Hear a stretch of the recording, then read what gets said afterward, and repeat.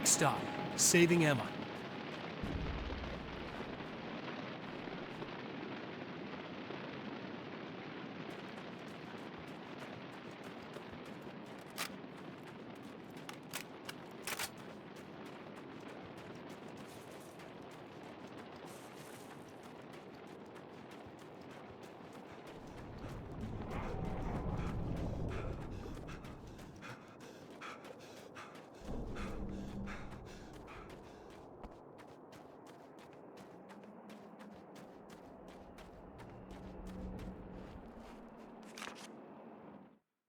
The Anderson brothers should probably have been in a facility somewhere, despite their tendency to escape from such places. It could be argued that they had no business being on tour, considering their condition. Their lives mostly revolved around the laundry list of ailments and their endless quest for liquor. But Barry Wheeler managed them now. And whatever else they might say about Barry, he knew how to make things happen. And honestly, it wasn't like the Andersons were the most difficult clients he ever had.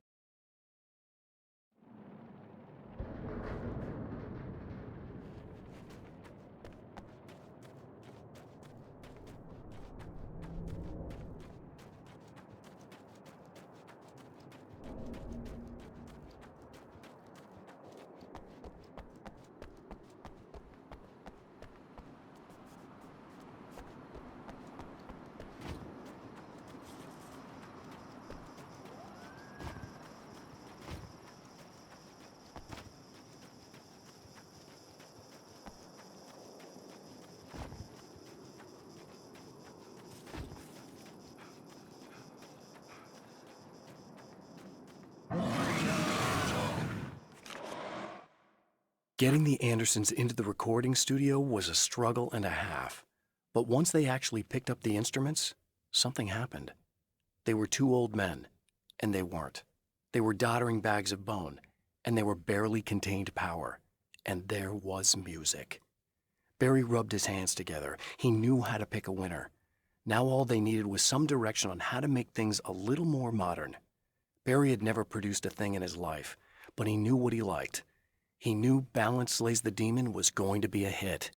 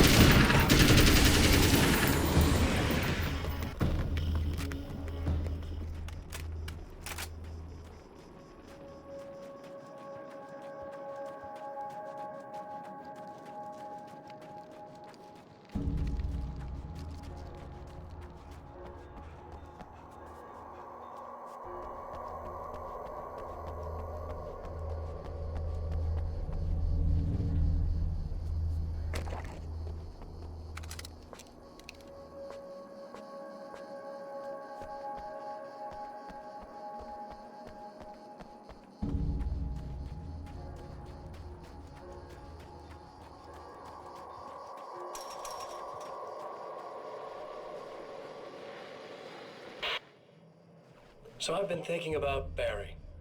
I don't know what to do about him yet.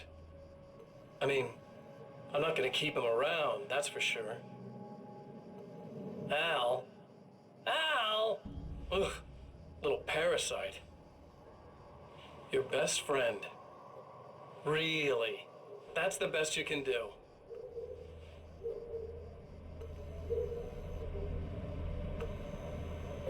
I actually kinda like the guy. He's a plucky little butterball. He plays the clown. That's a hard road to take. But I don't need him sticking his fat face in my business. Did you know he's been hanging out with the sheriff from that shitty little town? They keep in touch. Barry's about the only guy who insists that you're not dead. How about that?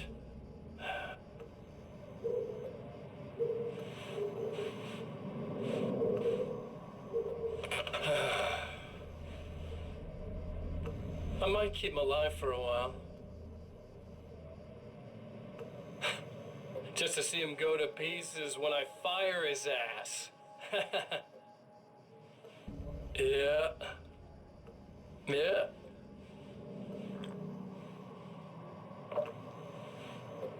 Yeah.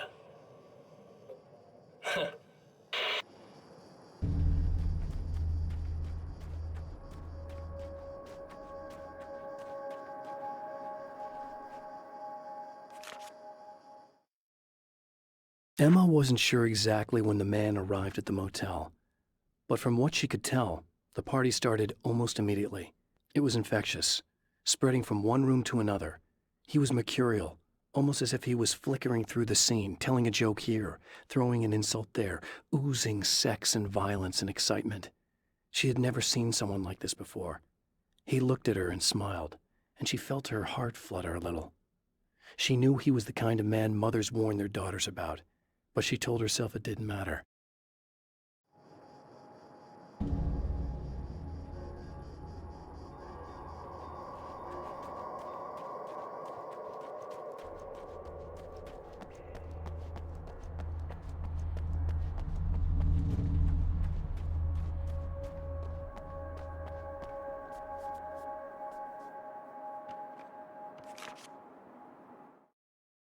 I have seen the darkness twist flesh into new shapes before, but encountering these giants is an extremely disturbing experience. It's as if the genre has been switched on me. There's something out of Pulp Fiction. Twice as tall as normal men and stronger than forklifts, their lumbering gait and slow-witted demeanor brings to mind some kind of mean-spirited caricature of a feeble-minded hillbilly.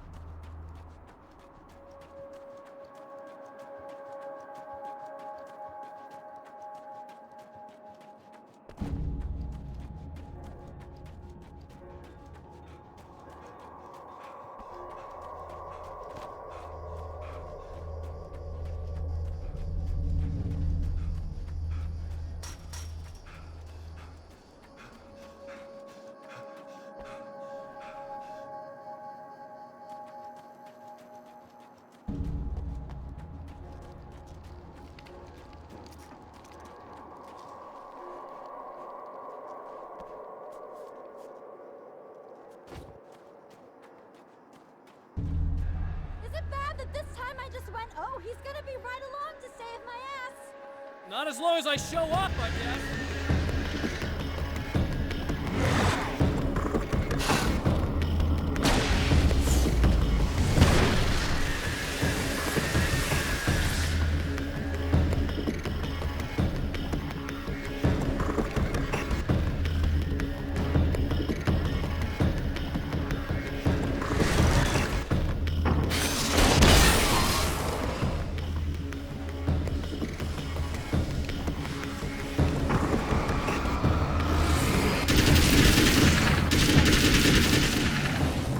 Now.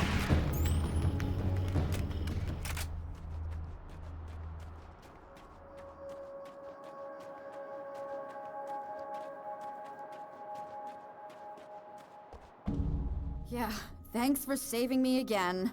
I'd hate to die before I'm scheduled to be murdered. I guess I have you to thank for setting everything up at the oil derrick.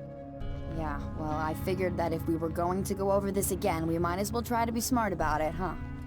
I appreciate it. You took a big chance doing that. You okay? What do you think? I've died twice. I remember everything pretty clearly now.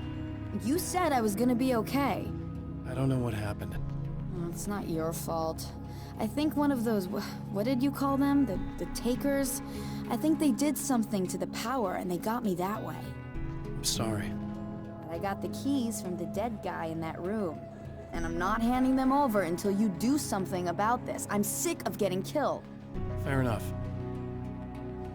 You seem calmer now. I tried freaking out. It didn't do much good for me. I guess you get used to the craziest stuff. Good for you. Plus, I figured I'd take the edge off, you know? Mm-hmm. Those herbal supplements are pretty good, huh? Oh, yeah. I wanted to try to explain things to you now since you're calmer, but maybe this isn't the best time after all. Oh, shit, yeah.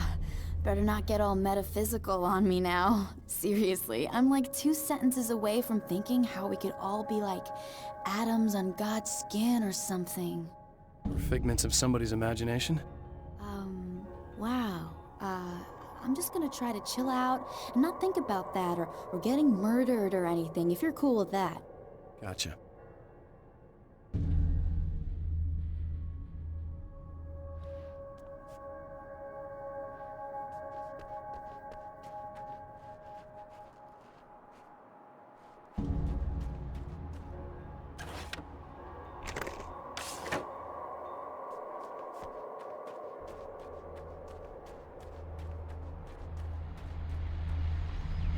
Well, art lovers, are you feeling neglected? You shouldn't. You know Eddie Rodman's got love for you, which is why I actually hauled myself out of bed before noon, just so I could record an interview for your pleasure. Enjoy. Now, as I'm sure you all know, the annual...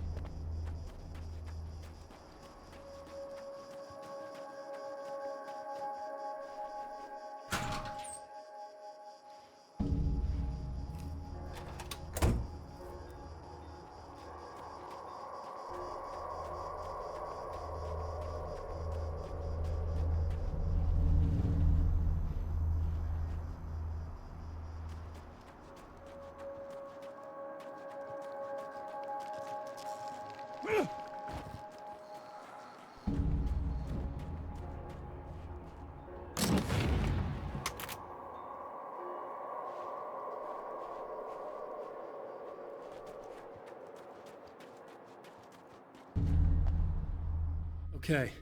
I really don't think they can get to the power now. Thank you. That's a relief. Here's the keys that you needed. Thank you. Hey, I have to tell you, at the diner, I went there with him. The guy who looks like you, okay? I know I said that I didn't. Yeah, I figured. Want to talk about what happened at the diner? There was this guy from the Observatory, and he just attacked the poor dude, smashed his face into the tabletop a bunch of times. It was horrible. I didn't know that he was gonna do that. I swear. And I just ran. I just left him there. I didn't even try to help. There was nothing you could have done. It's not your fault. Well, he's dead in that motel room now, so excuse me if I feel pretty shitty about it anyway. You shouldn't blame yourself. I just didn't want to get involved. I have this tendency to just drop everything and run. I don't think I'm a bad person, but I didn't even call the cops. I'm such a coward. If you'd called the cops, we'd have dead cops. He's not human. Do you understand? It's not your fault. But I could have tried to stop him. Believe me, if you had, you'd be dead. You seem to be doing a little better now. Yeah, I guess it just got easier once I got this thing off my chest. I just feel so guilty about it, especially because I didn't pick up on any of the warning signs. I just really liked hanging out with him, you know? He was smart and charming and funny and hot. The way you could be, I guess. I guess. What's the deal with this guy anyway? He looks like you, he uses your name. Why does he do this stuff? I'm not sure myself. Maybe he's just evil or my dark half. He does a lot of the stuff I'm trying really hard to get away from. Things that just messed up my life.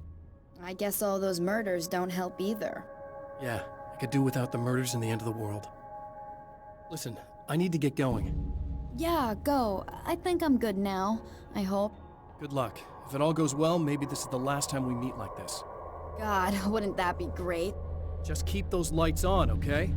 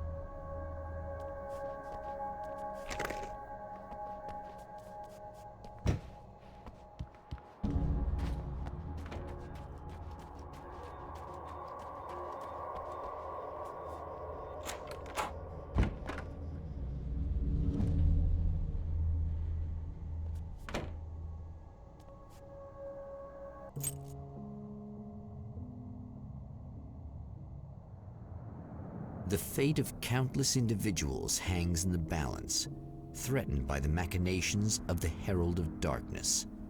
And yet, for a moment, the Champion of Light breathes a little easier. He has saved one life. For this moment, it is enough. And soon, perhaps, he can put an end to this.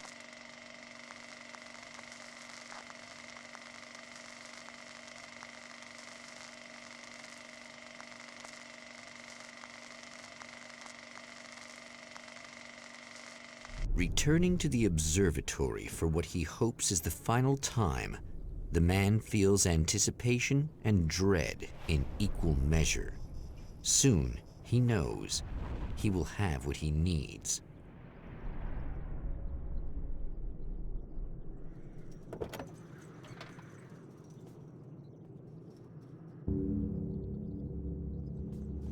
Hello, I was expecting you. I've already taken care of the imaging array, but you should still look into securing the primary coolant flow. With some luck, you may be able to light the area before these things even show up.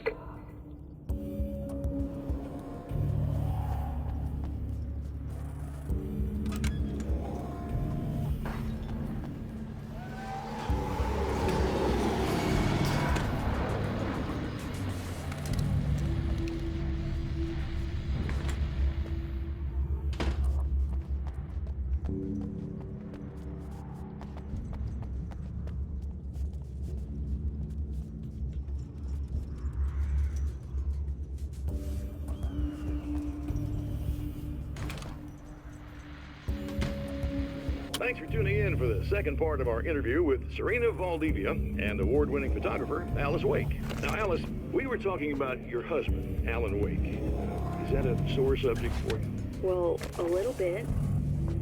Of course it is. The way I see it, we had our good times and our bad times, and on the whole, we had a lot of good times. He really made me happy.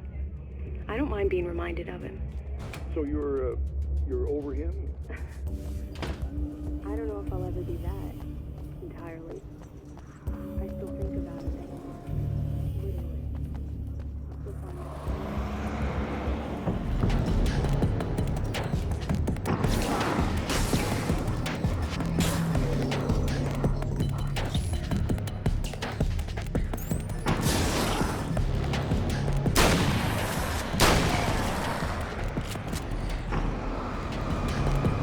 If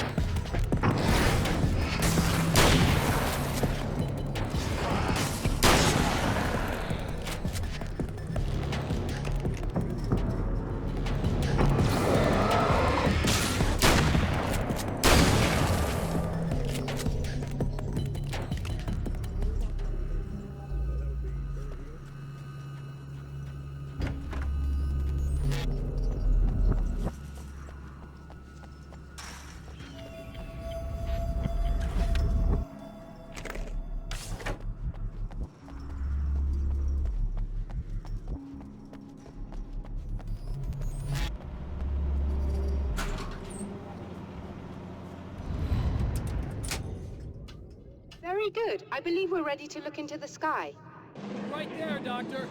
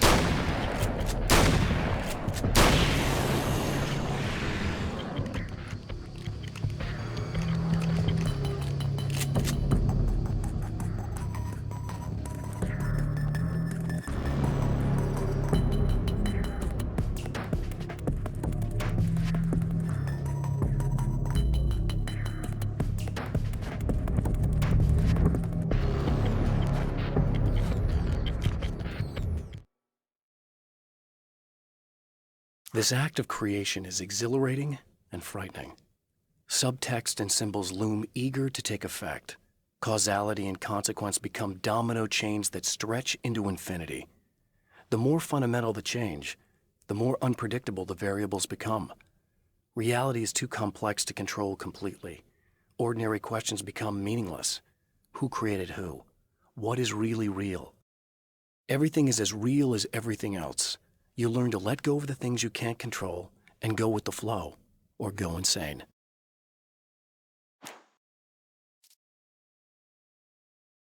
The film noir poster reminded me of Alex Casey, the detective's cool exterior never cracking even with the gun pointed in his face. In the back room, all the lights had been turned off, except for the lone spotlight which illuminated the bright red fire extinguisher on the wall.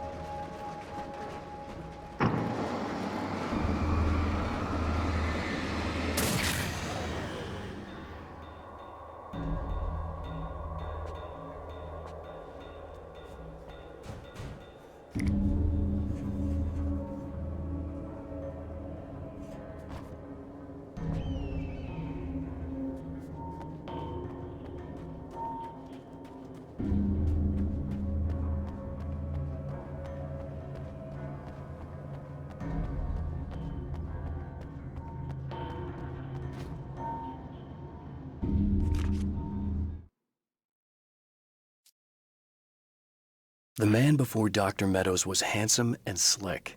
He moved with lazy confidence and didn't bother to pretend that he wasn't staring at her. She didn't mind, at first. Then the man flicked open the knife and shoved her out of the control room so she wouldn't hear the signal, whatever it was. Outside, she pulled her lab coat closed and thought about running. She didn't. She didn't think she'd get very far. Not from him. She never was entirely sure why he spared her.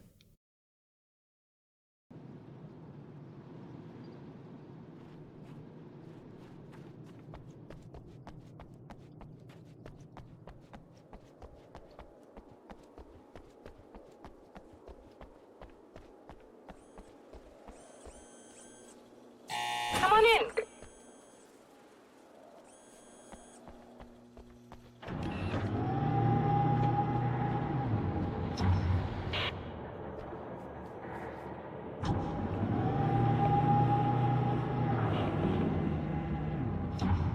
This is what you look like.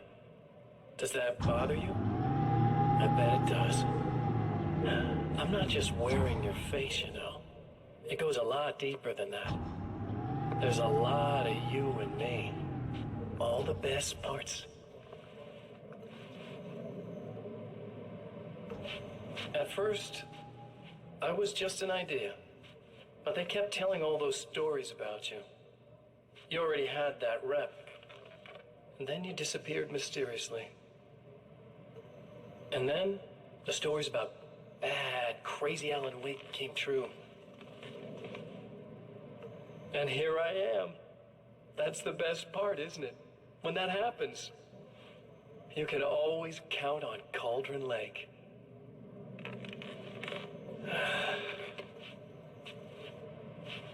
I'm just as real as you are. And I'm the improved version. No fears, no doubt, no weaknesses, no self-deception here. I don't let anything drag me down.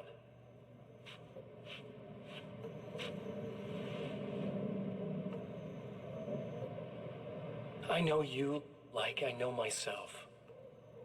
I know it bothers you that I'm like this, that I use your name, crawl my way into your life. But I only do it because I'm better at being you than you ever were.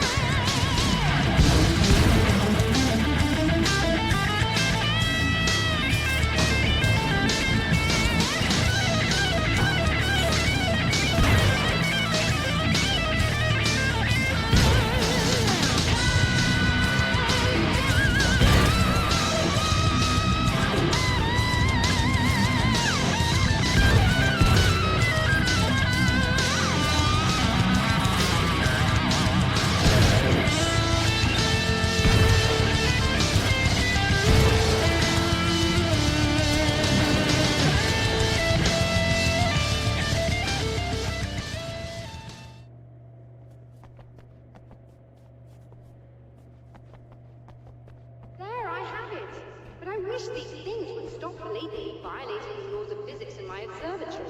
That's just rude. Are you alright? I'll live. I'm glad. I'll send the lift down to you. I remember our previous encounters very clearly now, but technically, if this really is a loop in time, we've never met before.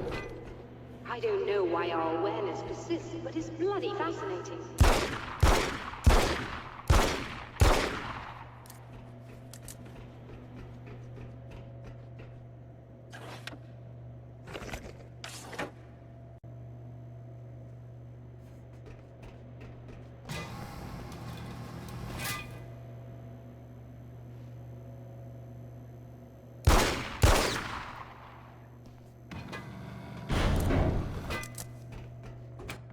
Doctor?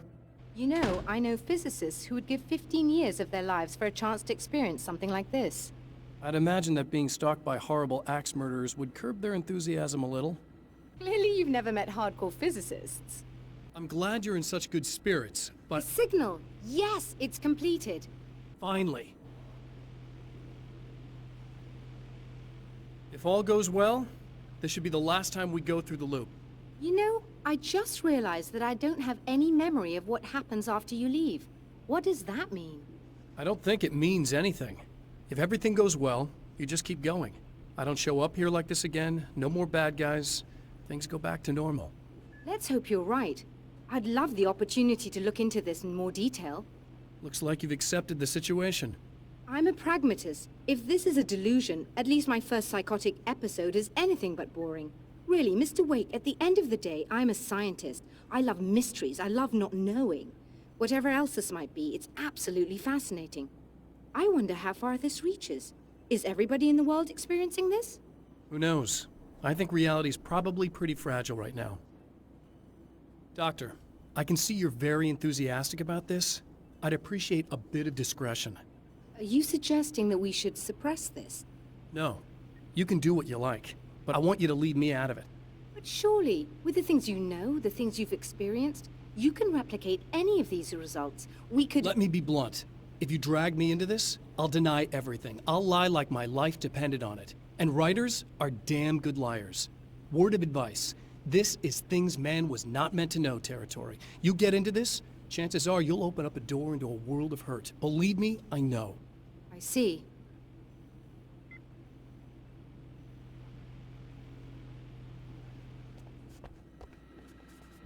In a strange way, he feels at ease. He is armed with his own words, and when the time comes, they will be enough or they will not. For now, he's content to let the currents take him toward the final confrontation.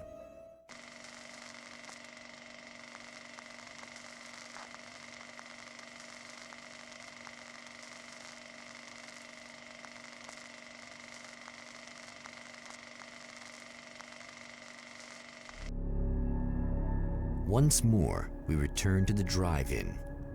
If he's aware of the absurdity of arming oneself with a few sentences and standing against a power that can pierce time itself, he doesn't show it.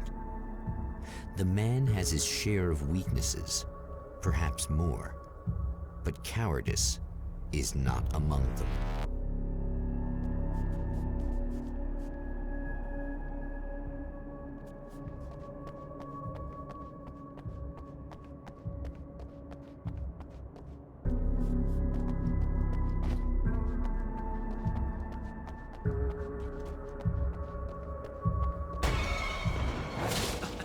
Oh, you got yourself a little plan, do you?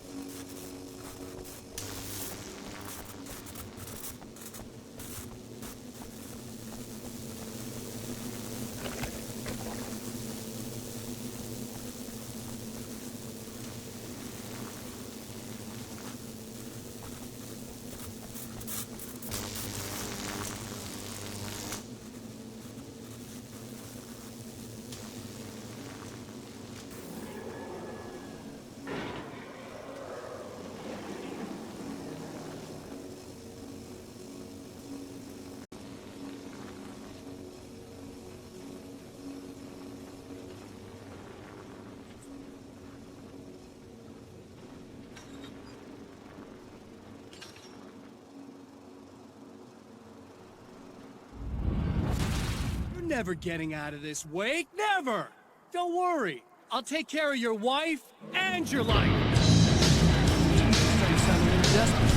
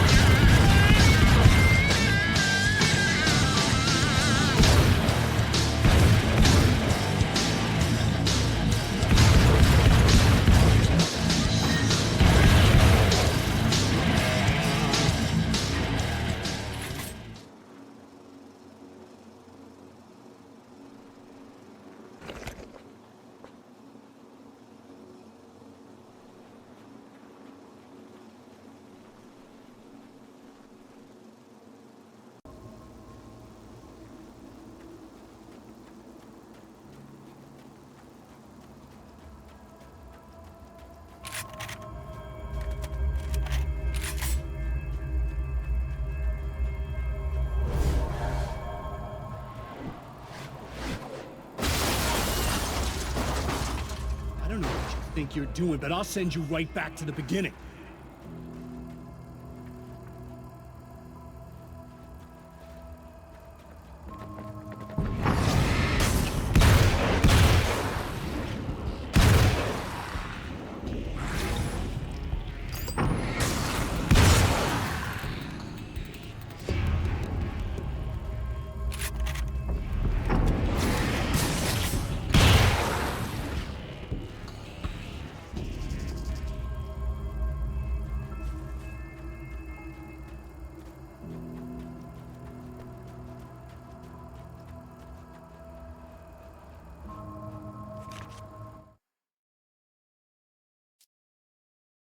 When the dark man's eyes suddenly locked into Serena's, she flushed hot.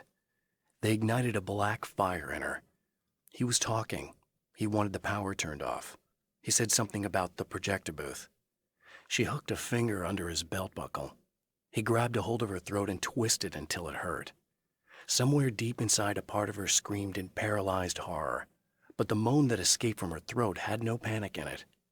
"Pay attention," he said. "Business first." His eyes glittered shamelessly. Hers did too.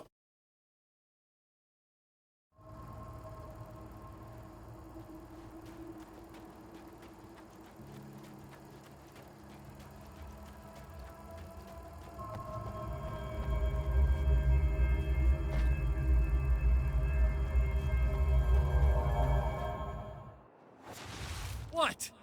You think whatever it is you're gonna do is gonna make a difference? This'll end up just like before!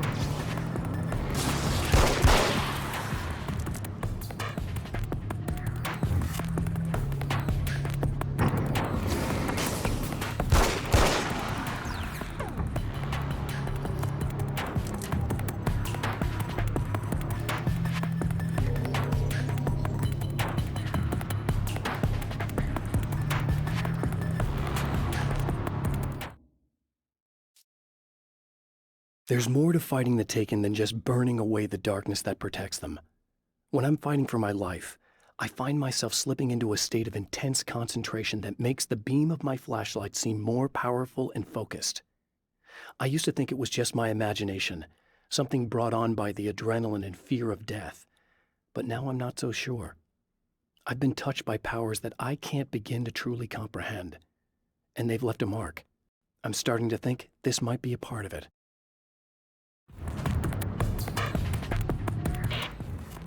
I've been around for a while now, you know? While you've been indisposed, Stuck in the darkness? I've been busy. I operate in the shadows. Not always literally, you understand? I'm a little more resilient than those I've taken. But I do my best work in the dark.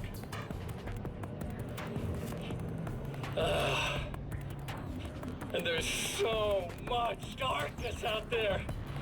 It goes deep. And the things that live in it are fast, big bastards. They don't mind getting a little bit of elbow room. All that chaos and madness, it doesn't really do that much down there. It's like pouring a glass of water into the ocean, right? But up here, yeah, you can really make an impact. All they need is someone to bring them all the way through. But first, I had to take care of you. You party pooper. You're stuck in an eternal cycle now. The sun's never coming up for you. Everything else? Do my thing. Getting a bit of quality time with Alice. That's a little something for me. And I deserve it.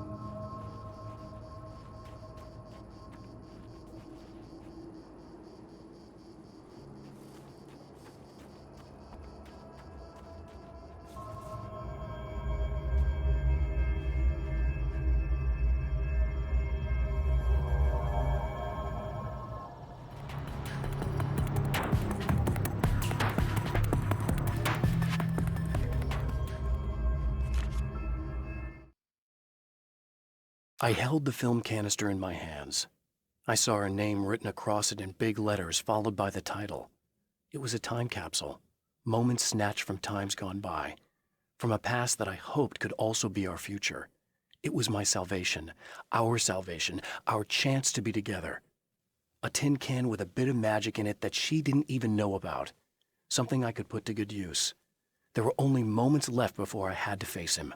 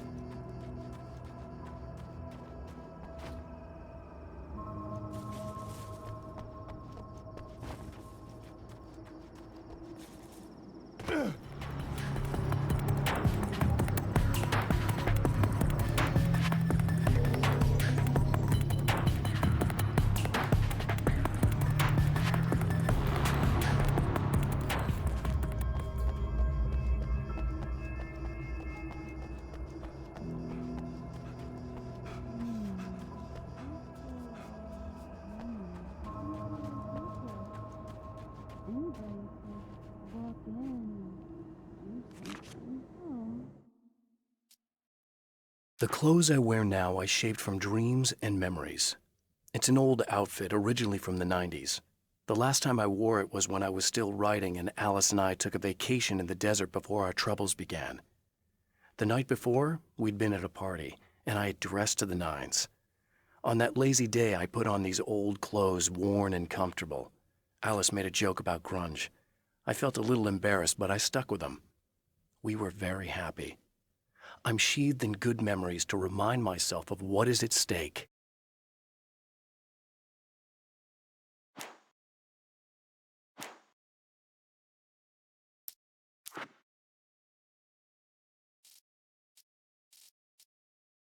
I'd found her film from the pile of containers in the back. I'd threaded it into the projector. I swallowed hard, staring at the screen, hearing her voice, the sunrise I remembered so well only moments away. And then Mr. was there, nailed by the projector's beam, caught in his own trap. He shouted at me, first in confusion, then rage. And then the sun came up and things started to burn. Look at this. I'm still sweating.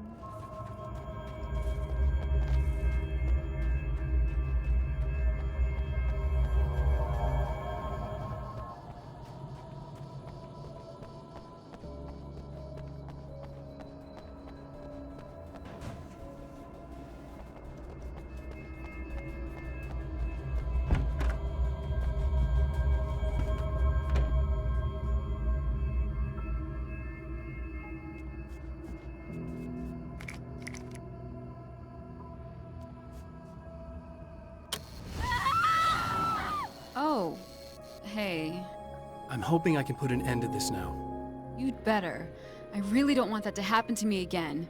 It's like somebody vomited in my brain, like a sleazy movie that keeps looping in my head. I'll stop this, I swear. You know the part that's really screwed up? If you mess it up, it'll just keep happening forever, right? I don't think I can deal with that. Don't think about that. I don't think of anything but. Hey, afterwards, when all this is done, look me up. This thing, I can probably help you deal with it. I don't know. It's almost like I'm not even in the same world anymore. Everything's just weird now. Yeah, I know. A lot of that'll pass with time, but being touched by the darkness, it's rough on you. It's a lot to process, and I just don't want you to get completely screwed up by this. Might be a little late for that, to be honest. Yeah, well, there's degrees. At least you're not at a point where you go around picking fights with people over not changing their light bulbs often enough. What? Never mind. All I'm saying is, you're not alone with this. And anyway, you're friends with Alice, so, you know, any friend of hers. Thank you.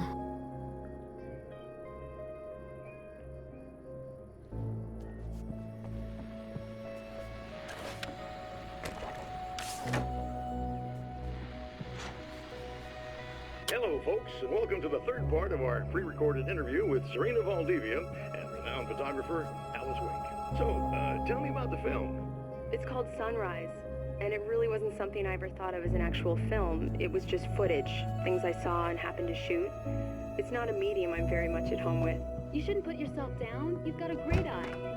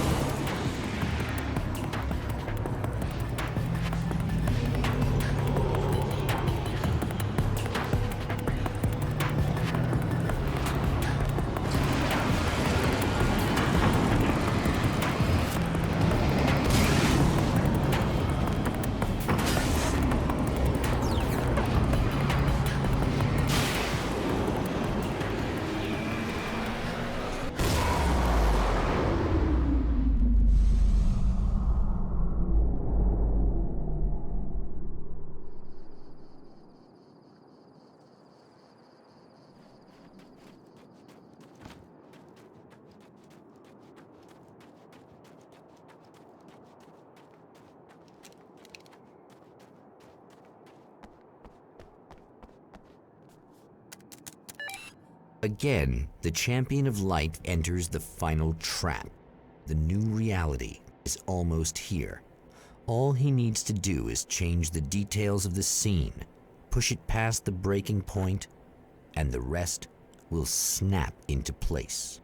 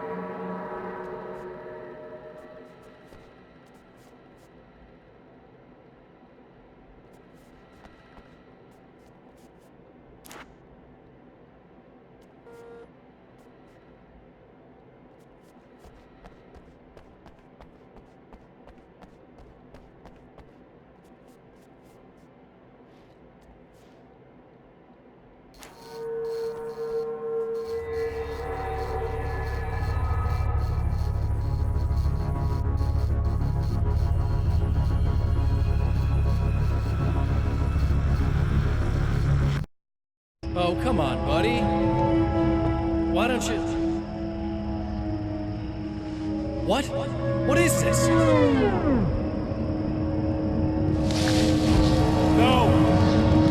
No!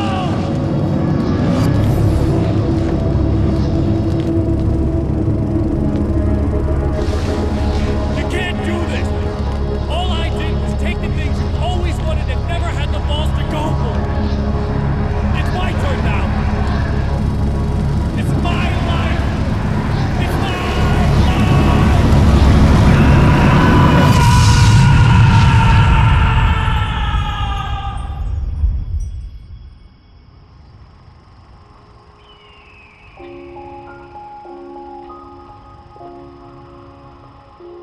Alan?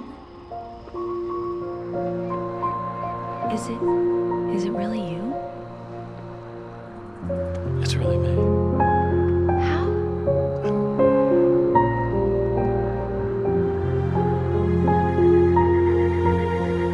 love you. I love you.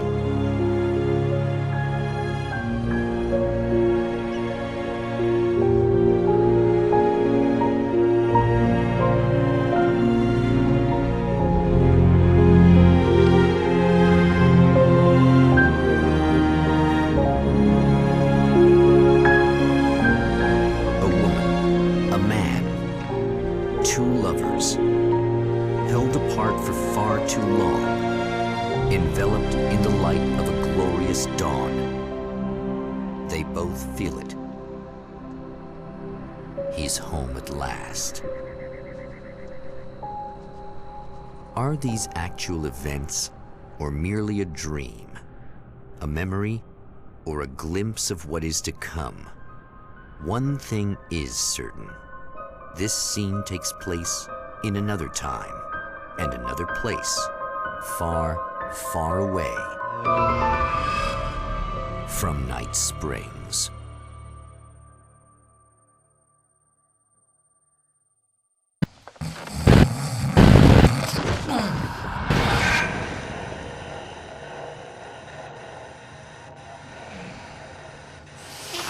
No? Al?